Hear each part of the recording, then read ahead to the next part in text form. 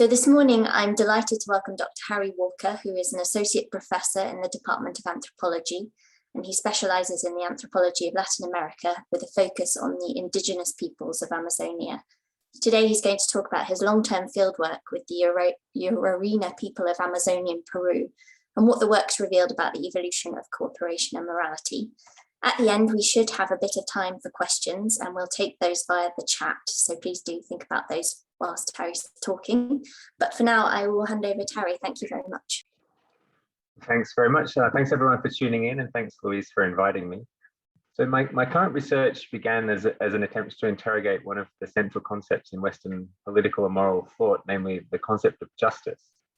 And I wanted to do it from an anthropological perspective. And I'm referring to justice in its broadest possible sense here as meaning something like giving people their due, or what we could say is a kind of tolerable accommodation of the conflicting interests of society. A classic definition comes from Aristotle. Justice is the principle that equals should be treated equally, whereas unequals are appropriately treated unequally.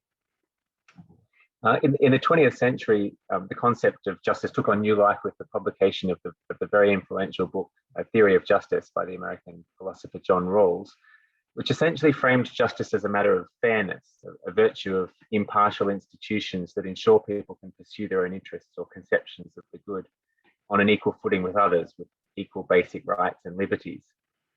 And the influence of this tradition has been immense, not to mention pretty central to the self-image of Western liberal democracies. So 20th century developmental psychologists like Lawrence Kohlberg have posited a series of stages of moral development of children, the sixth and final, the highest stage, largely inspired by Rawls's notion of justice and comprising a capacity for abstract reasoning based on universal ethical principles like equality or fairness. So having worked extensively over the past 15 years or so with native Amazonian peoples, I find this privileging of abstract moral reasoning based on principles such as impartiality, fairness, or merit to be kind of worryingly ethnocentric, taking some of the specific ideals of Western industrialized, liberal and democratic societies as representing kind of the pinnacle of human moral development, and at the same time relegating to an inferior or earlier level the moral outlooks embodied by people with a very different way of living and organizing their social worlds, effectively placing them on a par with Western children. But is it really correct, I wondered, to say that Amazonian peoples lack a developed sense of justice as we know it? This has been one implication of some recent research, including attempts to run economic experiments like the famous ultimatum game and dictator game with Amazonian peoples, where researchers have concluded that they do in fact appear to lack a strongly developed sense of fairness, as you'd find elsewhere. And I think there's issues with that research, but I'd probably actually agree that notions like fairness or merit that are so central to our own way of thinking about morality appear to have relatively little relevance for Amazonian peoples. I don't think you get very far in an Amazonian village by complaining that something isn't fair, for example, or that someone doesn't deserve what they've got. But on the other hand, defining people in terms of what they lack is a poor strategy, and it's intellectually lazy. And in any case, plenty of anthropologists have described Amazonian peoples as egalitarian, which seems to imply something like a sense of justice. And there's no shortage of feelings of indignation, say, or righteous anger, or a thirst for vengeance when wronged. But also, even the egalitarian label seems problematic to me, not least because it's so different from the philosophical position known as egalitarianism in Western thought. Amazonian peoples don't have a tradition of exegesis. They're unlikely to set out their ideas explicitly or discursively. And this poses something of a conceptual and methodological challenge, especially if we hope, as I do, to take their moral and political thought seriously and try and bring it into a kind of critical dialogue with the Western tradition in order to see what we might learn from them.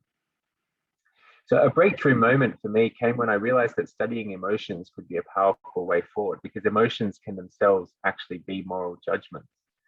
And as such, they can be integral to the idea and the pursuit of justice in everyday life. So more on this in a moment. Let me first say a little bit more about the Urarina people with whom I've worked, and then I'll give a brief overview of the specific forms of emotional experience that I think are especially relevant for understanding Urarina senses of justice as they play out within the small community-based groups that are the basis of traditional social organization. This organization is changing rapidly, I should say, in a context of large-scale sedentarization and community formation. And so I also want to acknowledge that people's moral and ethical lives too are changing. So a young Urarina person today mightn't approach a particular problem or moral dilemma in at all the same way as an older person, for instance. I think that a useful way of coming to terms with this is in light of recent research that links morality to cooperation, and that's where I'll conclude.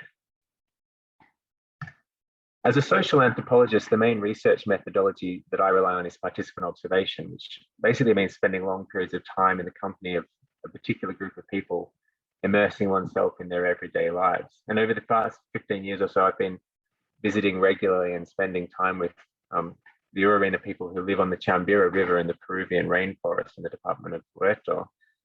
I've lived with them for over a year and a half back in 2005 to 2007, and I've made many trips back since. Usually staying for a couple of months at a time. They know me well. I can speak the language more or less. Over many years, I've managed to build up trust, even friendship. These are people who live a mostly subsistence lifestyle based on hunting and fishing, small-scale horticulture in a low-lying and swampy part of the Amazon basin where visitors are few, and the presence of the state and the market economy can be hard to detect. The language that they speak is an isolate. It's unrelated to any other known language. Social relations tend to be informal and immediate. Personal autonomy is paramount. Coercive power is virtually non-existent. The basic unit of social organization is the lauji, which means literally group, but refers to the close-knit group of kin or extended family, if you like, who share food and living space over a long period of time and who work together on shared activities for a common purpose. This is a political space in which, as the German philosopher Carl Schmitt once put it, the fundamental existential distinction is between friend and enemy. There's little or no neutral ground. So in this context, I think it's possible to map out what we might think of as something like a distinctly Amazonian sense of justice through an examination of the moral and political dimensions of key everyday emotions. The justice is a kind of emotional thread, perhaps, running through the fabric of everyday lived experience.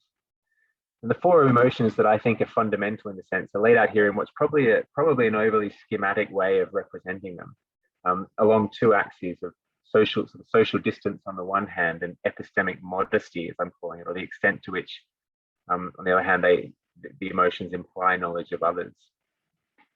Now, these are all imperfect translations of local concepts, and part of my job, as I see it, is to try and understand what these emotions actually mean to people, how they arise and in what situations, and the specific social consequences they can have. I don't have time to talk today about all of them, so I'm just going to say a few words, firstly about what Urarina people refer to as suhuakatia, which can be literally translated as to defend or to forgive the heart soul of another, and which I've chosen to translate here as defense respect. Generally speaking, feeling and displaying defense respect means assuming a responsibility of care for someone as an active commitment, but while also maintaining an appropriate distance. It's first and foremost an attitude or mode of apprehension, but it's also a skill to be cultivated, a kind of, a political concept in its own right, because it lies at the heart of Urarina arts of diplomacy and civility. Whereas the Western and especially Christian concept of respect that we're familiar with, for example, as most famously discussed by the German philosopher Immanuel Kant, founds it in a universalist conception of dignity and common humanity. People are worthy of respect simply because they're autonomous human beings. The Urarina concept, by contrast, implies acknowledging not their fundamental sameness to oneself, but in a way their very difference or otherness, the ways in which that other person is in some deep sense unknowable.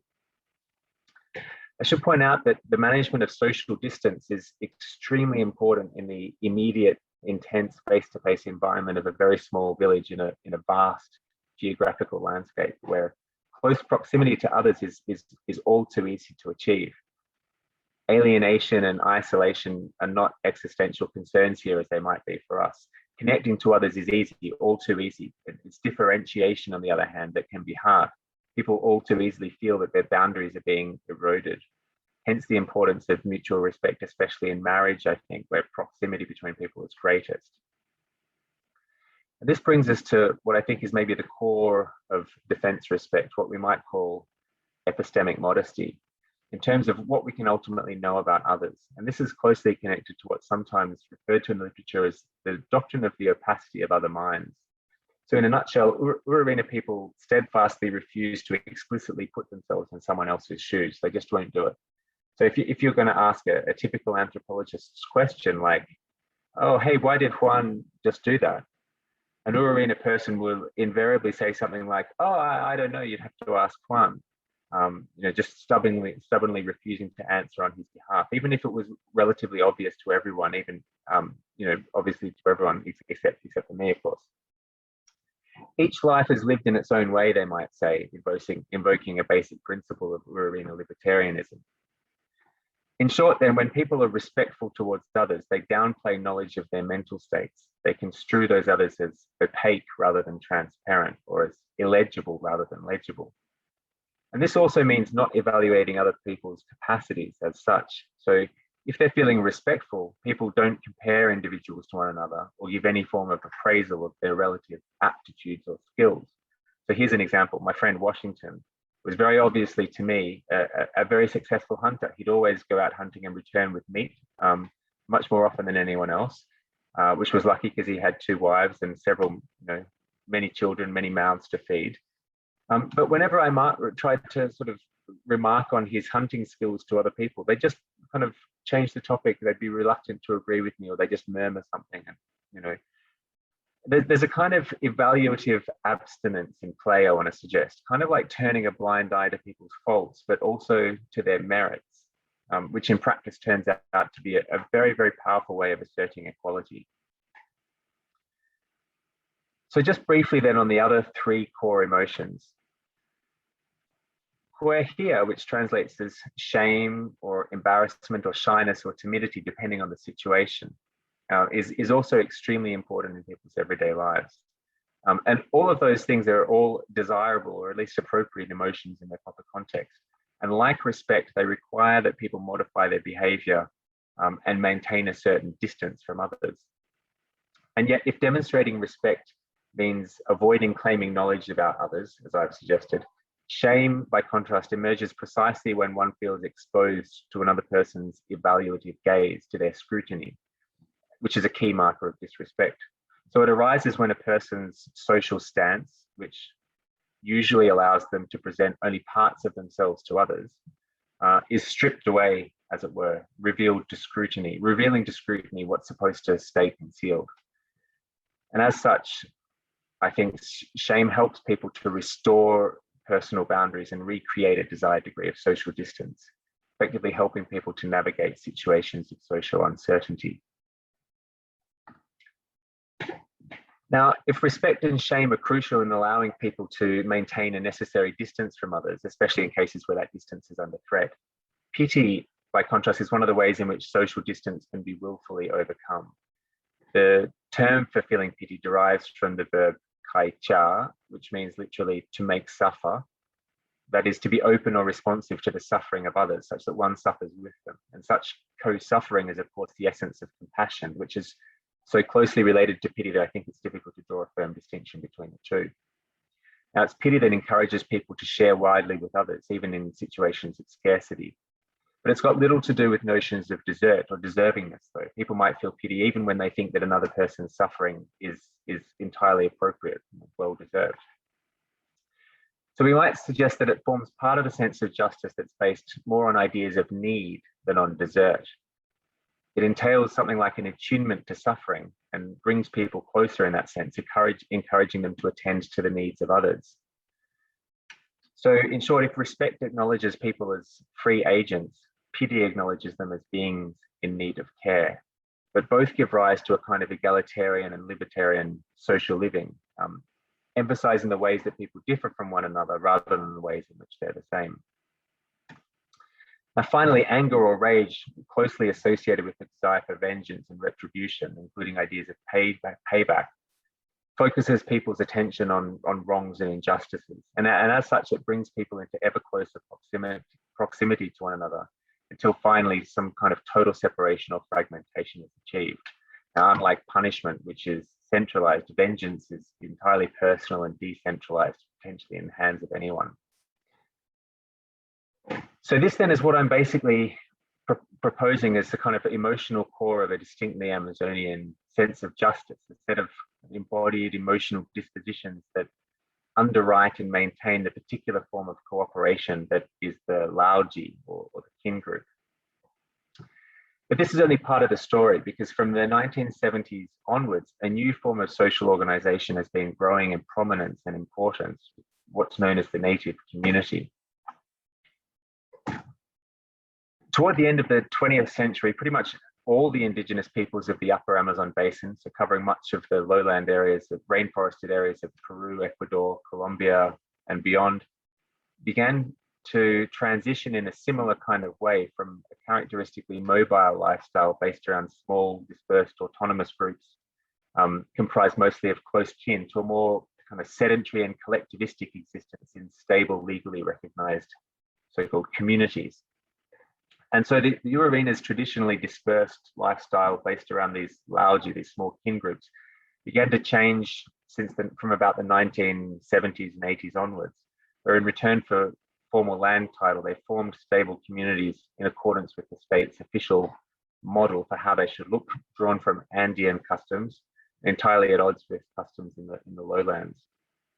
So ever greater numbers of people started to live together, as neighbors in a social space centered around a plaza or a football field, a primary school, communal house for meetings, an ever-growing series of roles for people to occupy, in a kind of a new institutional structure of formal leadership, of collective ownership of land, all of which exists very much in tension with still dominant values of individualism and personal autonomy. But living in these communities has meant developing new skills for getting along with others. Excuse me. So in the past, there were few mechanisms for resolving disputes other than one or both parties relocating. And today, a more sedentary lifestyle really has forced people to figure out new ways of resolving conflicts. Punishment, for example, by locking people up in a prison cell for a few hours at a time. Excuse me.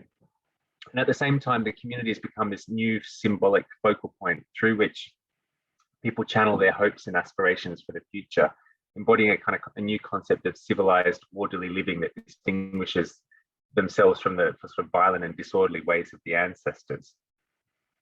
Now, in tandem with this shift has been a rise in prominence of a new way of speaking about what matters, what's worthwhile, which is often framed in terms of rights, duties, and other general principles like equality or fairness. So it's increasingly common, it's increasingly common to hear statements that to the effect that people who work hard deserve more, for instance, or that, say, punishment should be proportional to the crime, kind of like an incipient meritocracy where people should be given what they deserve as individuals rather than what they're supposed to receive as a particular kin relation, for instance. Now, at the same time, a younger, more modern generation of leaders in public meetings speaks about topics like Urarina people's equality with other Peruvians, about their equal rights under the law, or their deservingness as indigenous peoples. These same leaders speak often about the need for all community members to collaborate, to work together, to contribute equally to common projects like the upkeep of the school or the exploitation of natural resources for the advancement of the community. And all of this appears to stand in tension with the system of moral emotions that I've just outlined based on the Lauji or the kin group. So the question arises, how can we make sense of this? Now, there's been a very strong trend in recent thinking around morality and ethics, especially in fields adjacent to anthropology, like psychology and evolutionary biology, to argue that morality evolved in humans as a set of psychological adaptations that help otherwise selfish people to solve challenges posed by cooperation and thereby reap its benefits. And correspondingly, different instances of cooperative behavior, wherever they're found, appear to be valued positively or seen as good. Now, I'm skeptical about some of this work, but I do think that the basic insight that morality as such is fundamentally linked to cooperation is correct and very helpful. And at the same time, I think it's a shame, though, that what counts as cooperation, what cooperation means in a lot of this literature, is sometimes taken for granted. Based on ethnographic fieldwork, I think it's actually possible to tease out different, quite specific and relatively stable cooperative arrangements that are associated with different forms of morality. To summarize then, in the context of small, relatively tight-knit kin groups, Urarina people's moral and ethical lives play out through a specific set of embodied emotional dispositions that result in a particular way of getting on with others, that's focused very much on the management of personal boundaries, and which at the same time helps to prevent the build-up of hierarchy and coercion. As people are compelled to establish wider networks of cooperation, though, in this case by forming large, stable communities for the first time, a new set of skills is needed, and a more abstract moral discourse emerges as a way of framing other people not as friends or enemies, but as simply fellow citizens or members of a common polity. So equality emerges as a kind of formal principle, but based more on fairness than on respect, we might say, and less, and emotional responsiveness to others gives way to reason and calculation. At the same time, in practice, society grows more unequal and new forms of coercion emerge. This isn't a one-way process, I should stress, and people do seem to be able to move back and forth between different ways of being moral or evoking moral ideas according to context, according to the situation they're in. And this is something that my colleagues and I have been trying to explore further using targeted experiments like vignette studies that probe people's moral intuitions in more systematic ways. So why does this all matter? Well, we're obviously living in a time of extreme and escalating inequality, not to mention on the brink of ecological collapse. And I think that anthropology really has an important role to play in expanding our moral and political imaginations by drawing attention to different ways of approaching a concept like justice. Embodied emotional dispositions alone won't help us to solve the problems of complex, large-scale coordination required by something like climate change. But paying more attention to how they're cultivated can, I think, help to show how the sense of justice begins close to home in interpersonal relationships, and perhaps most importantly of all, enlarging our sense of what might constitute a good moral education. So thanks very much. I'll leave it there, and I welcome any questions. Thank you, Harry. That was really fascinating. And yes, any questions? We've got about 5 minutes, so do pop them in the chat. I'll start by asking one myself, if that's okay, which is, you mentioned how tied perhaps our Western sense of morality or emotions even is to religion and Christianity, perhaps specifically. Did you, was there any sort of religious or spiritual influence on the morality and emotions that you were researching here?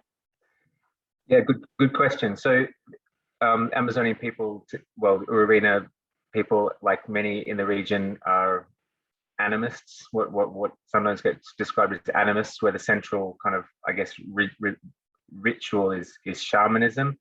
And that is the kind of, I guess, the basis for elaborating a lot of moral ideas. That shamans are sort of seen as paragons of virtue or exemplars of good ways of living, good ways of being in the world, seen as very good people. So I guess, like other religion, shamanism does set up a kind of, I guess, a sense of a moral community around kind of common themes and ideas. And at the same time, there is of course an influence of Christianity, which is very complex and very hard to untangle. But in a nutshell, the Urarina had contact with Jesuits and other missionaries stretching back centuries.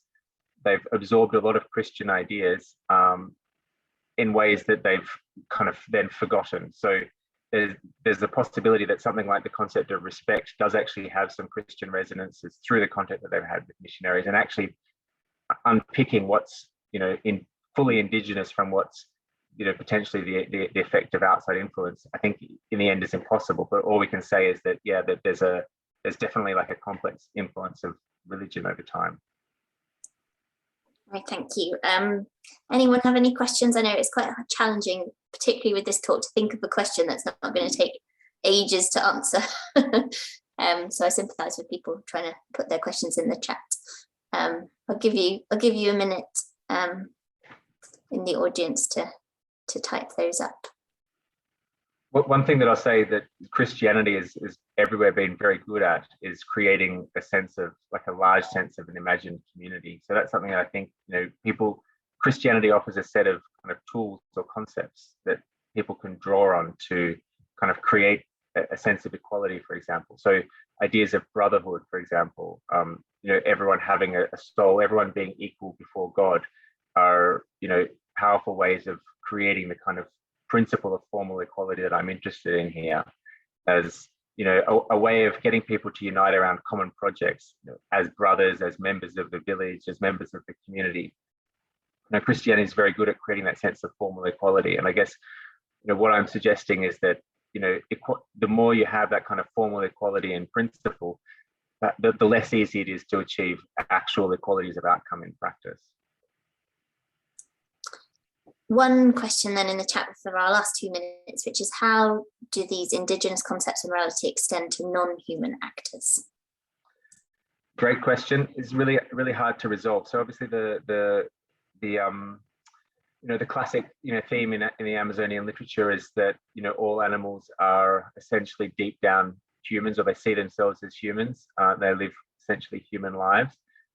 I think that the framework of perspectivism actually breaks down when you start looking seriously at morality. I think that there's a sense that whereas in some ways animals are people or are like people, there's also a sense that only humans have morality, only humans are capable of respect. And so, when people talk about what it means to disrespect, just to give you an example, they'll say, oh, that person is like a jaguar. They don't know how to respect others. And I think animals actually come in, animals can actually stand in for, what it means to be fundamentally disrespectful or to lack any kind of cultivated sense of moral sensibility. Got questions coming in now, so I don't know if you have a few more minutes to stay on. One of them is about whether it's inevitable. Is it an inevitable process to move from intuitive morality to abstract concept of justice when communities become more and more complex? And then the second question is so in my field site in rural El Salvador, people are always commenting on who is doing good action or bad one. If your arena don't do this, how do they come to a sense of collective understanding of good? Thanks for the questions.